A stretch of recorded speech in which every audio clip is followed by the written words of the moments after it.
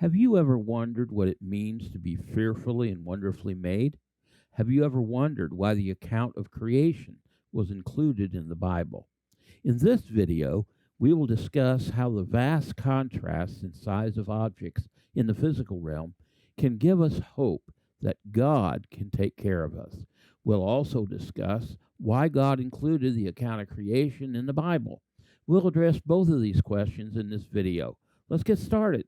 So the physical realm contains many things in vast contrasts of size. The physical realm contains many things in vast contrasts of size. I want you to think about this. How, the scripture, there's a scripture, I think it's either in the Psalms or it's in Jeremiah or somewhere like that says, I am fearfully and wonderfully made. Yeah. And think about that in terms of us as people, but also think about that in terms of the entire physical realm that God has created.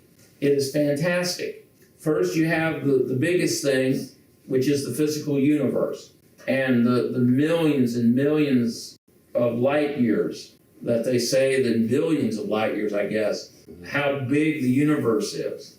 All of that size, that's on one side of the spectrum in bigness. But then on the other side, the flip side of that, you have microscopic organisms and particles. Some of them are so small that they cannot even be seen with an electron microscope. There are some things like when they do things in the colliders, the nuclear colliders. There are some things that they can't see.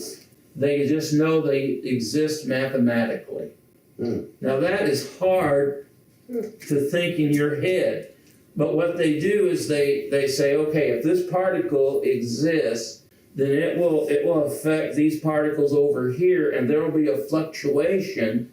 I think it's in magnetism or electric or something. There will be a fluctuation that we'll be able to detect according to this mathematical equation. And so they'll put the matter in there, and they'll run their experiment, and sure enough, they'll detect that small, really small fluctuation and change, and that shows them mathematically that particle that they can't see, they don't even have a microscope strong enough to see it. They know that it exists because the math worked out. So you go from that small to the size of the universe, and Jesus created it all. So let me ask you a question tonight. If God was powerful enough to create something so big and to create something so small, do you think he might just be powerful enough to take care of you and me? Yes. And whatever situations, whatever struggles, whatever problems, whatever needs, whatever disappointments, no matter what it is in our lives that we encounter, he is big enough to take care of it all. And we don't have to fear. We don't have to become frantic. We don't have to lose our peace of mind, our peace of our heart.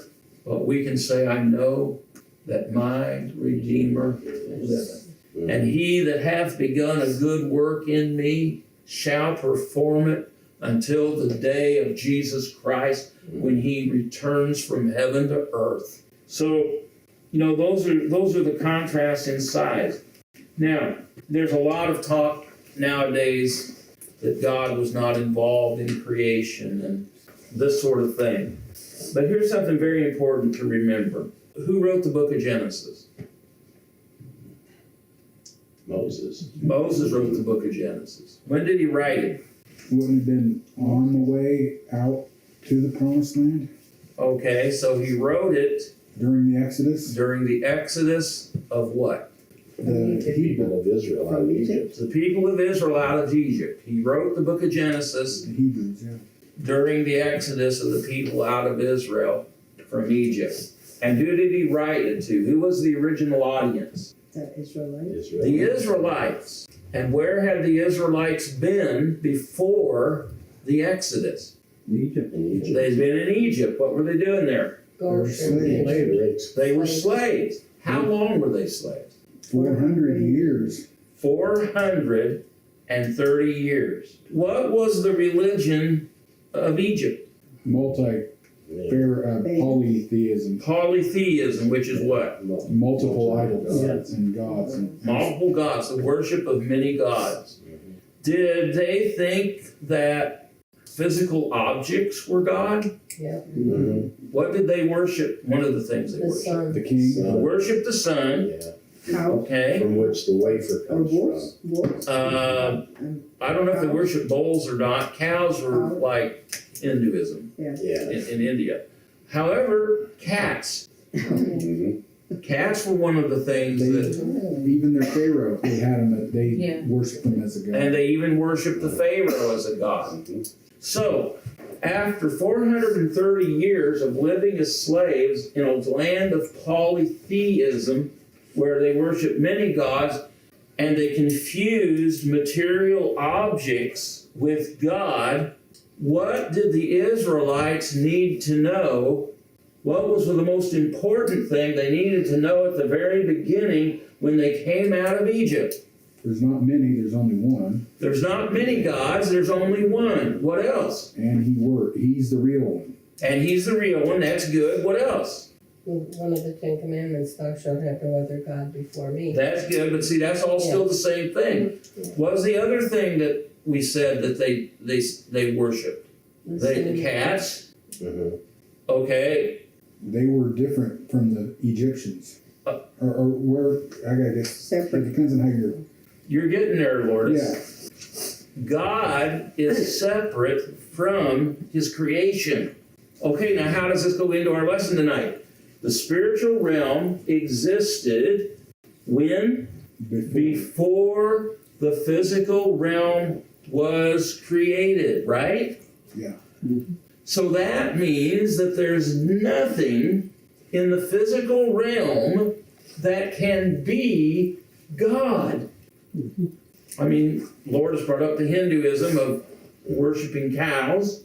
The Egyptians worshipped cats. Some people worship trees. Some people confuse the Creator with his creation. The mistake that people make when they approach the book of Genesis is they approach it as if it were designed to be a scientific textbook. The book of Genesis was not meant to be read or understood as a scientific textbook. It's not about science. It's about who God is, the identity of God, that there's only one God, Amen. and that he is separate and above his creation. And so when you read the story of creation in Genesis chapter 1, it was instruction to the Israelites who had been slaves in a polytheistic nation for 430 years, roughly twice as long as we've had the United States. They were in that polytheistic slavery for 430 years, and they didn't have a clue except for what they had heard orally passed down from father to child to father to child, generation through generation. And they Yes. were very scientific. They were one of the smartest, as far as we know with science, they are one of the earliest, smartest civilizations, like with ancient Greece and Rome and all them. They were one of the Yes. wisest as far as that goes. Now, they didn't believe in God, You're talking about the Egyptians now, not the Yeah. Israelites. but they were with one of those who were really heavy into the science part of it. Science and math and all of those the pyramids things. and everything, Yeah. building structures and things like that. They were a very intelligent race. So for their day, I mean, the pyramids are still considered a wonder of the world. How did they build those things? Yeah. You know? And so the Egyptians, they had all the scientific knowledge, they had the mathematical knowledge, they had the architectural knowledge, but they totally missed God. They totally missed God. And so God calls his people out of slavery in Egypt. He brings them to himself at Mount Sinai. He gives them his covenant, the 10 Commandments, and then he has Moses re-educate them on who God is and what God has done. So, this is about the physical realm. So he tells them about the creation, not because he's teaching them science, but because he's letting them know who they are, who God is, and the difference between God and his creation. To learn more about the relationship between the physical realm and the spiritual realm, watch this video next.